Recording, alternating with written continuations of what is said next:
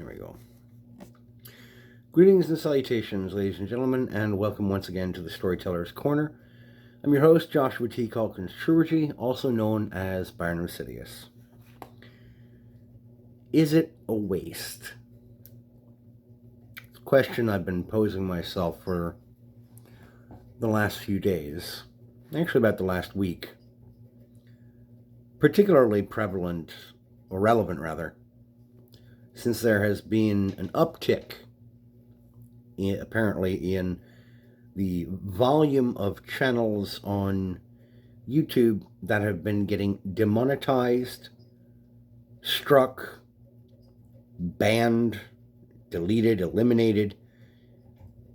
There's a combination of reasons and excuses being given as to why these channels are being demonetized or removed from the platform. And on X, there has been quite a lot of hubbub, hurly-burly, and hullabaloo regarding suspicions as to why this is. And a couple of them, I think, hit very close to the mark. Suspicions that YouTube is going whole hog into this brand tube movement. That they're clearing the way for legacy media outlets and well-known figures and celebrities who've already been established over the years to take up the space that was long established and held by independent and small creators.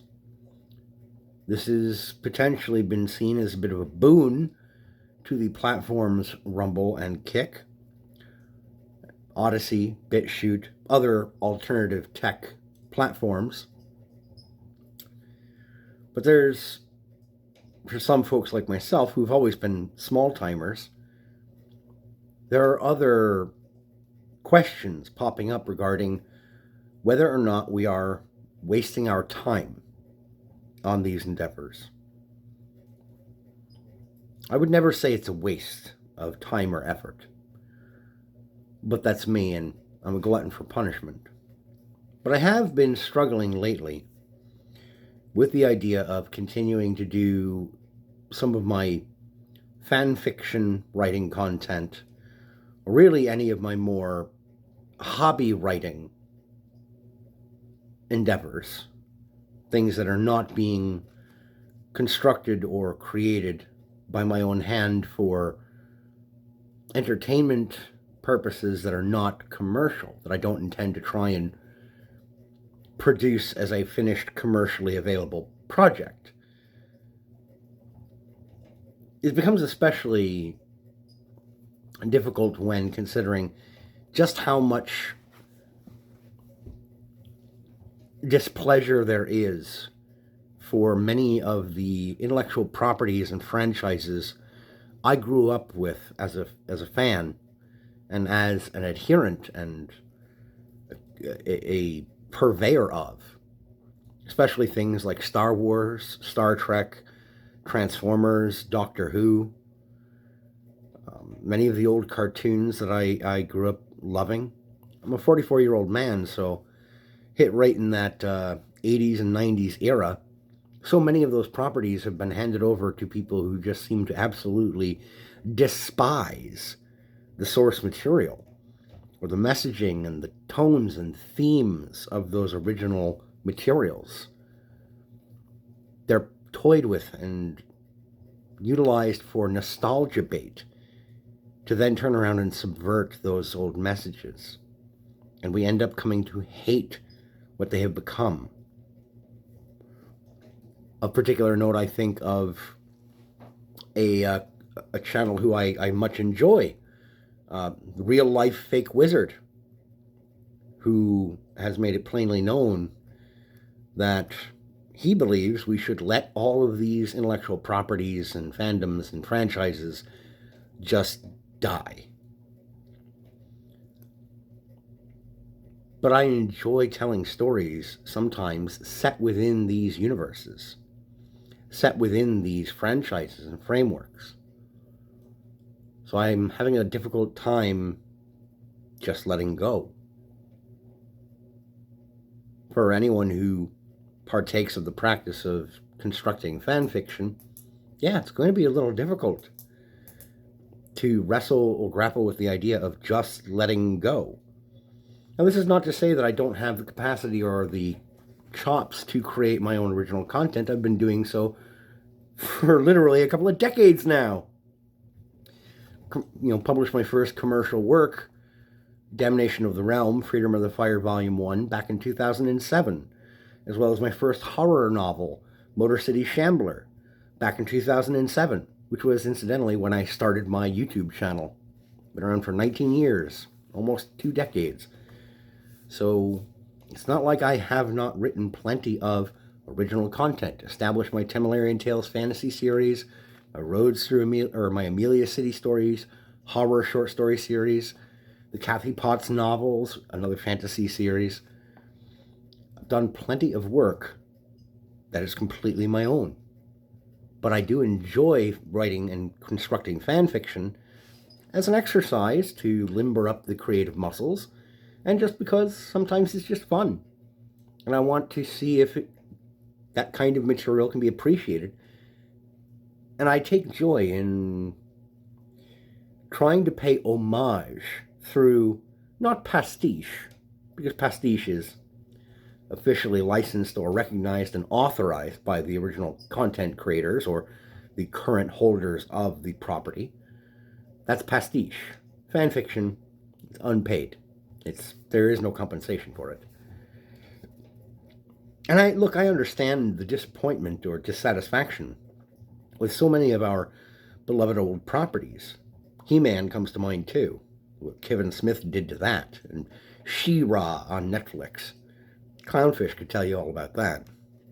A lot of them have been used as crowbars to lever in ideological pablum and propaganda, largely by people who actively despise or want to subvert the classic themes and tropes of older material, like I said before. And they do this because they lack their own ideas for world building and story structure. But they're happy to rob the original fans and supporters of those original materials of their myths and their legendarium. It feels sometimes like these collectivist, hard leftists, especially in the creative spaces, really are kind of their own worst enemies. Not only because of their spiraling purity tests, J.K. Rowling could tell you all about that, but there's this constant string of failures on their part when trying to make popular entertainment. It's draining their resources, yet they continue to persist and make more and more of these projects. That's why the question arises, how are they funding these things? When you look at something like Dustborn, in terms of the video game space, the folks over at Gothic Therapy did a nice deep dive and discovered that there was a significant amount of funding for that game given to the studio through government grants, taxpayer dollars being used to fund this propaganda pablum that was barely playable, and that was so ham-fisted and heavy-handed in its messaging of a very specific geopolitical, sociopolitical, ideological bent, but the only way you could have missed it was to never play the game. And if you didn't, you're like myself, kudos to you for not touching it. The market doesn't reward these people, but they keep going, thanks to the largesse of massive power brokers who use these useful idiots to jockey for ever more dominion and control over our forms of leisure time activity and entertainment. I will give them one thing, though, many of these folks. They have rightly or wrongly, I don't know how it will turn out in the long run, but they have correctly, I think, identified a potential problem in our incentive structures. And this is especially true of what I've been seeing on YouTube. A lot of people are saying if they can't continue to monetize their creative endeavors, they're just going to stop. how many legends, how many incredible myths were created out of whole cloth throughout human history and never assigned to a singular author or artist. These stories were crafted and told for the benefit of the entirety of the culture, for the entirety of the people who lived surrounded by these mythologies.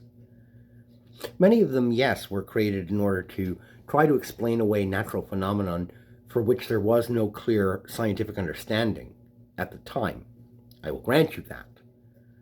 But even once we came to understand how different world mechanisms operated, we continued to have legends and myths.